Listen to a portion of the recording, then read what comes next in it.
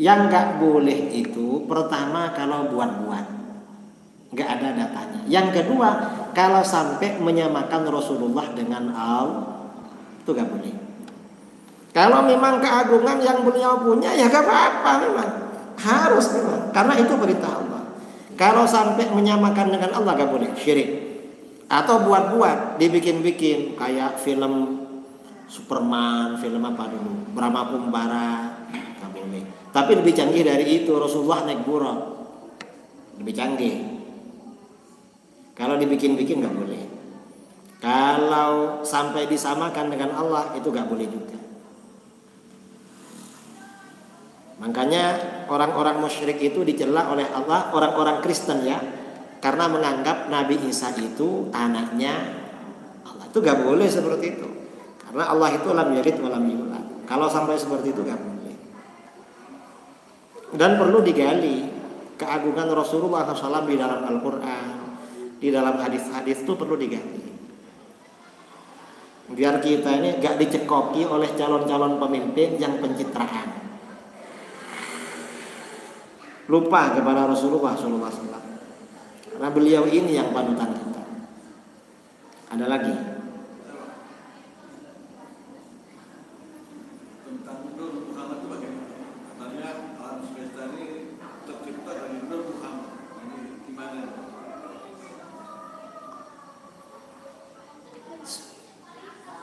bahwa Rasulullah qad ja'akum minallahi nuru wa kitabun.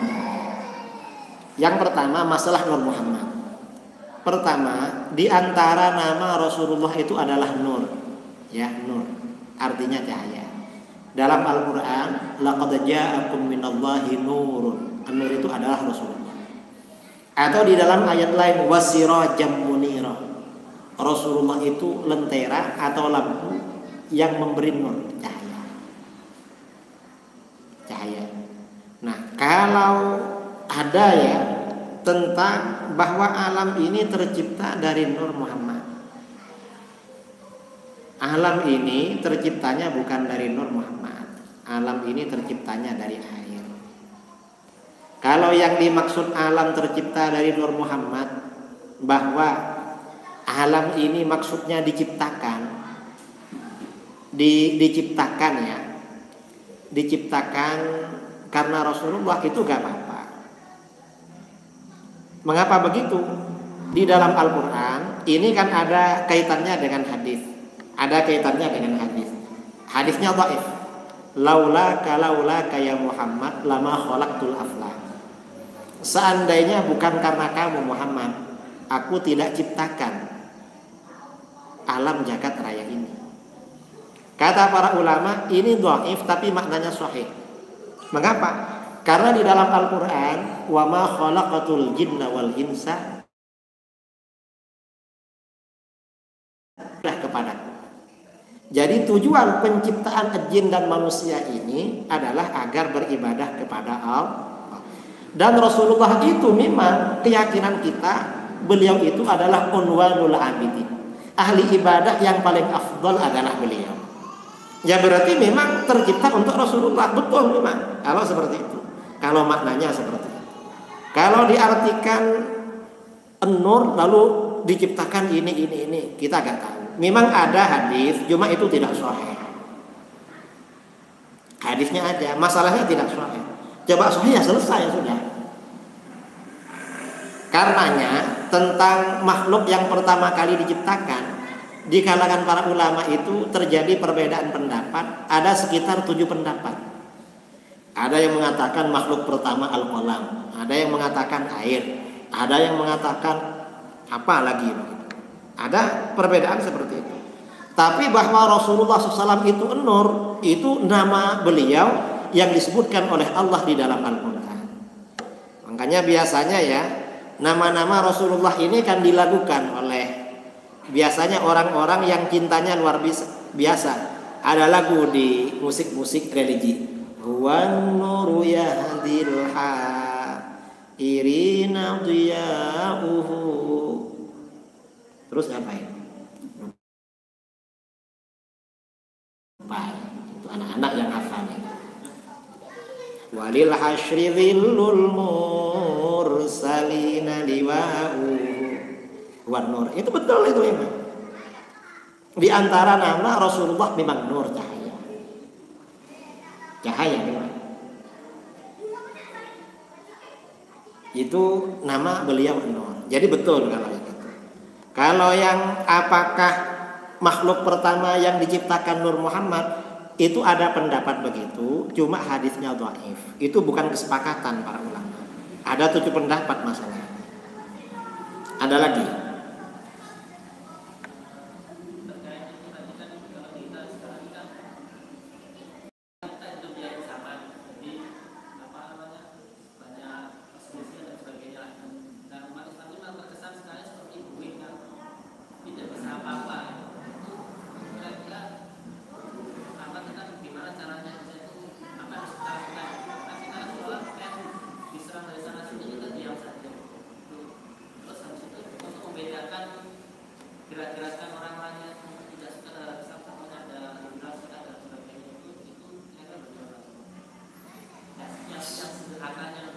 Dalam hadis riwayat Muslim ya, Rasulullah SAW bersabda, "Innahu may ya'ish ba'di fasayara ikhtilafan katsiran."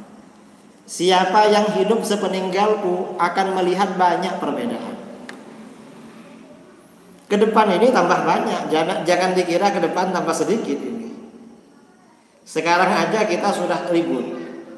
Kemarin ngomong begini, kemarin ada lagi. Kemarin ada yang bilang apa? Islam tidak sempurna katanya.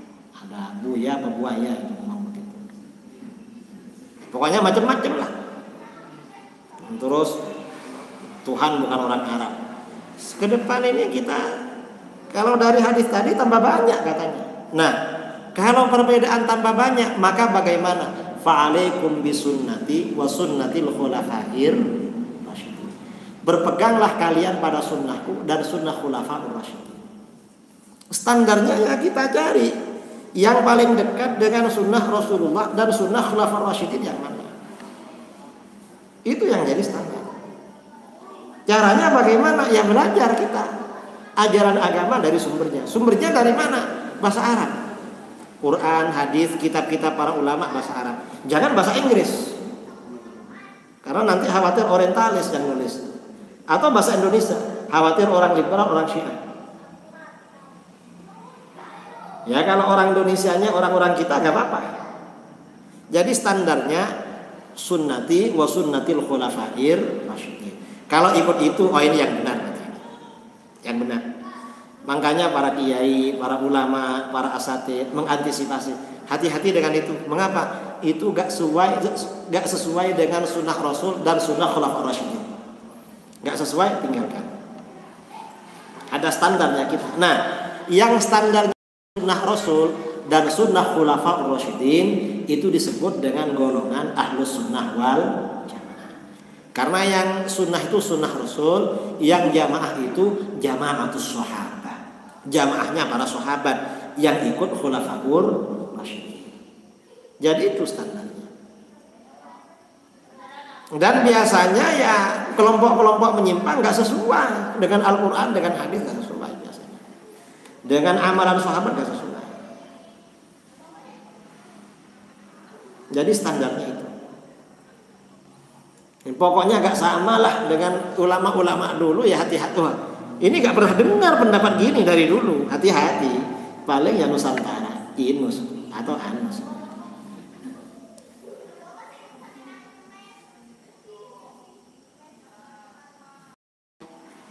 Jadi seperti standarnya seperti itu.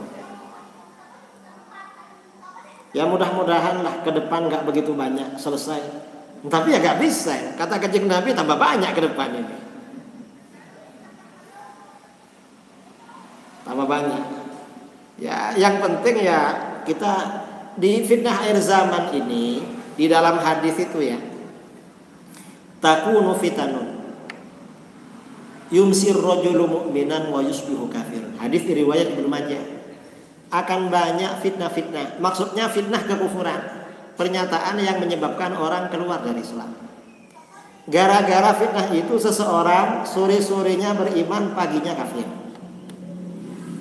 Kan pernyataan-pernyataan yang heboh rata-rata kufur kan? Kufur. Islam gak sempurna, kafir. Mengapa? Karena melawan Al-Quran. Memaki-maki sahabat, bahaya itu. Rasulullah ini manusia paling mulia, sahabatnya pilihan. Mengkafirkan mayoritas umat Islam, bahaya itu. Mengapa? Rasulullah ini manusia paling agung, umatnya juga pilihan. Umatnya Rasulullah ini umat terbaik, bahaya itu. Jadi bahaya. Maka di dalam masalah ini ya kita harus antisipasi itu. Makanya di sini para ulama biasanya menjelaskan, hati-hati dengan ini. Ini gak sesuai dengan sunnah wal jamaah. Kita ikut golongan ahlus sunnah wal jamaah. Ikut itu aja sunnah. Yang gak jelas gurunya gak usah diikuti itu. Itu ngajinya di mana, gurunya di mana. Apalagi belajar ke orientalis, hati-hati. Hati-hati. Ada lagi? Monggo.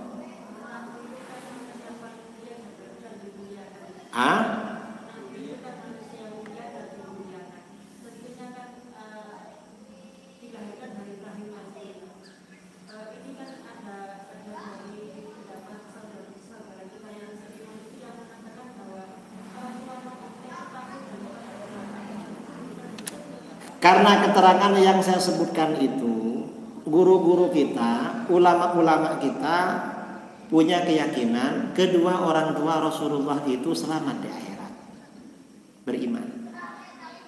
Mengapa begitu? Di dalam Al-Quran Allah berfirman, wa ma kunna mu'adzibina hatta nab'atsa rasulah.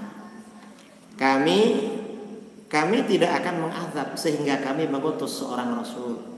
Berdasarkan ayat ini, kata para ulama, ahlul fatrah. Ahlul fatrah itu orang-orang yang jauh dari masa kenabian sebelumnya dan tidak mengikuti masa kenabian berikutnya itu selamat. Berdasarkan ayat Al-Quran. Atau di dalam ayat lain, dzalika amrur rabbuka muhlikal qura wa ahluha ghafilun. Demikian itu karena Tuhanmu tidak akan membinasakan penduduk suatu negeri sedangkan penduduknya itu lalai. Artinya tidak ada rasul yang diutus pada mereka. Artinya suatu negeri yang tidak menerima rasul ke mereka, ahlul fatrah itu selamat. Berdasarkan ayat ini. Yang kedua, ada riwayat-riwayat di dalam surah Nabawiyah bahwa orang tua Rasulullah itu beriman. Selain ayat-ayat Al-Quran tentang ahlul fatrah, beriman. Walaupun dhaif tapi dipakai oleh para ulama.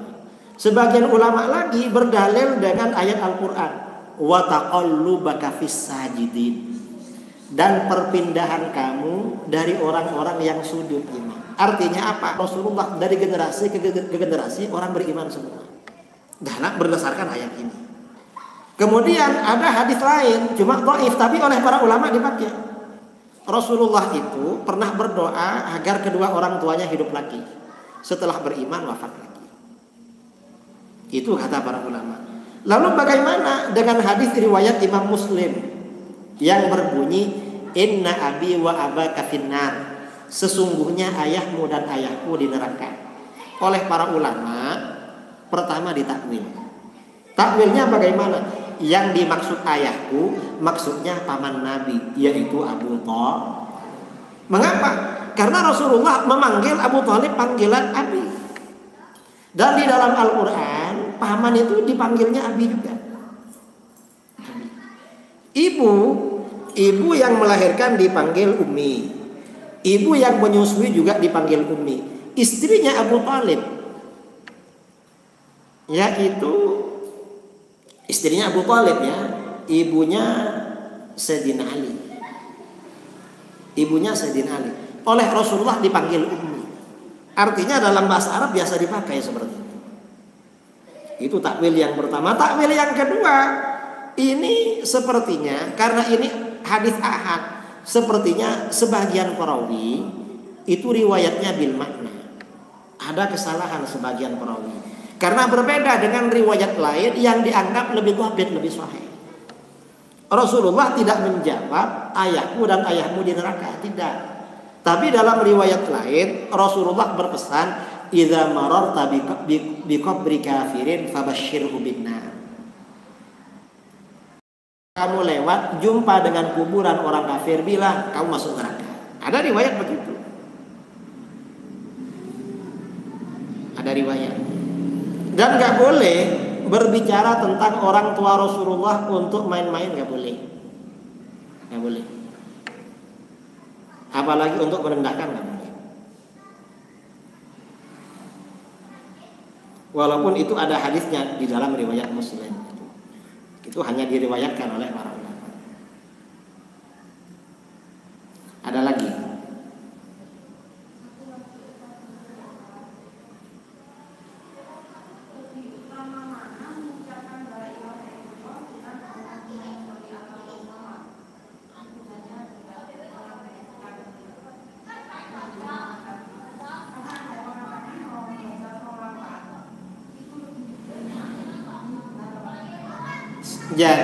Jadi begini, zikir itu banyak macam, banyak macamnya memang.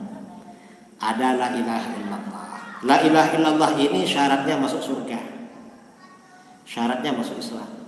Dan kunci surga dalam hadis riwayat Al-Bazzar, mafatihul jannah la ilaha illallah. Kunci-kunci surga adalah ucapan la ilaha.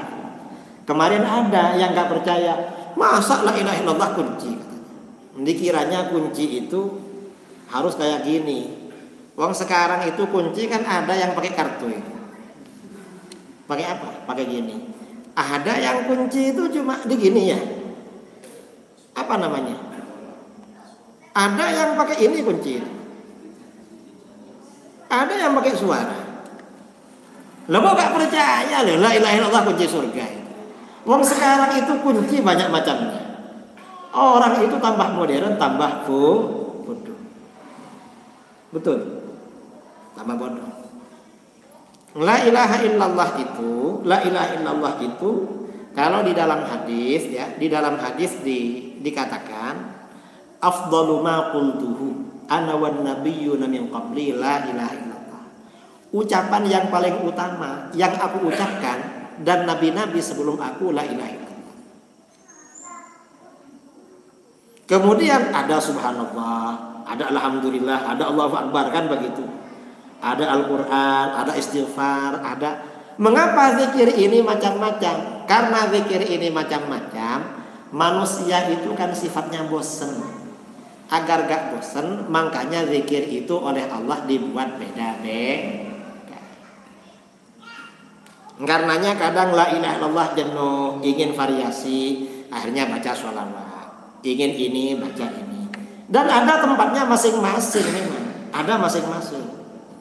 Misalnya bagaimana? Sholawat. Di dalam sholat la ilaha illallah ada, sholawatnya juga ada. Dan orang yang ahli la ilaha illallah biasanya cinta membaca sholawat. Pasti itu. Mengapa? Karena di dalam Al-Quran innallaha wa malaikatahu yusalluna 'alan nabi ya ayyuhalladzina amanu shallu 'alaihi wa sallimu taslima. Ada kadang pertanyaan, istighfar dengan sholawat lebih afdal mana? Kalau istighfar dengan sholawat lebih afdal sholawat. Kalau la ilaha illallah dengan sholawat, la ilaha illallah dulu, baru setelah itu baca sholawat. Karena orang kalau gak la ilaha illallah baca sholawat gak diterima sholawatnya. Harus la ilaha illallah dulu. Tapi baca sholawat, memperbanyak sholawat itu dianjurkan memang. Memperbanyak. Dan ada momen-momen tertentu anjurannya baca sholawat. Ada yang wajib ya, seperti di tahiyat, itu wajib baca sholawat. Ada yang anjuran baca sholawat. Contohnya apa? Orang mulai berdoa, awal doanya sholawat, akhir doanya ditutup dengan sholat. Ada hadisnya itu. Mau tidur, ya banyaklah momen-momen. Kemudian ketika berkumpul juga dianjurkan baca sholat. Mengapa? Kalau gak ada sholawatnya, perkumpulannya bangkai. Rasulullah ini pengharum, agar tidak bau bangkai. Makanya kadang-kadang ketika mau bubar dibaca Allahumma sholli ala Muhammad baru bubar. Mengapa? Biar yang bangkai-bangkai itu pergi. artinya diampuni oleh Allah. Jadi macam-macam itu. Tergantunglah. Zikir ini memang oleh syariat dibuat macam-macam karena manusia itu sifatnya bosan. Kalau bosan biar gonta kan. Ini sifat manusia loh. Sampian makan nasi putih terus, bosan apa enggak? Bosan. Kadang-kadang perlu makan nasi jagung. Orang tuh bosan. Makanya perlu. Terutama laki-laki. Laki-laki suka bosan, hanya ganti-ganti. Maksudnya bajunya lah ganti-ganti. Wah, ini ustadz-ustadz ini ketawa ini. Kalau perempuan nggak boleh bosan itu. Ada lagi, terakhir ya, terakhir.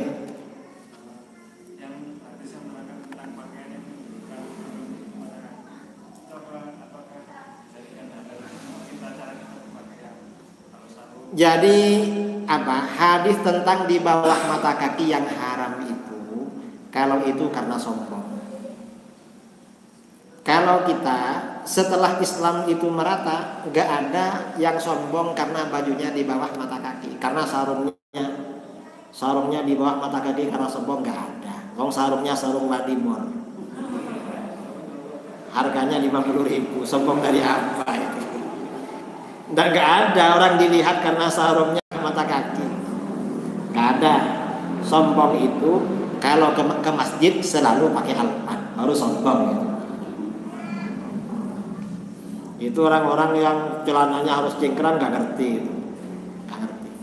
Makanya sahabat Abu Bakar, Sayyidina Abu Bakar itu kalau pakai sarung sering di bawah mata kaki. Rasulullah, saya ini apa masuk yang ke neraka itu? Enggak. Kamu kan bukan karena sombong. Kan banyak orang kan nggak peduli sama sarungnya, bukan karena sombong memang. Memang apa? Nggak ngereken. Kalau sombong itu kan macak kan itu jahiliyah. Makanya kata Imam Abu Hanifah itu bukan tradisi kita, tradisinya orang jahiliyah. Cuma sebagian ulama kalau sarung itu di bawah mata kaki bukan karena sombong, makruh. Kalau lurus mata kaki gak apa-apa, di atasnya gak apa-apa. Tapi kalau gak sombong ya gak apa-apa. Kadang-kadang kan sarung itu lama-lama kan agak anu kan ya. Apa? Apalagi sarungnya yang 40 ribuan itu, kan melorot lama-lama itu. Wong sarungnya 40.000, hadiah lagi waktu Idul Fitri itu. Sombong dari mana? Gak masuk akal. Saya kira itu ya. Yang karena sudah malam, kita tutup ya. Kita tutup dengan tasbih majlis. Subhanakallahumma bihamdika asyhadu an la ilaha illa anta astaghfiruka wa atubu ilaik. Dari saya, maaf yang sebesar-besarnya. Allahumma shalli ala Muhammad. Assalamualaikum warahmatullahi wabarakatuh.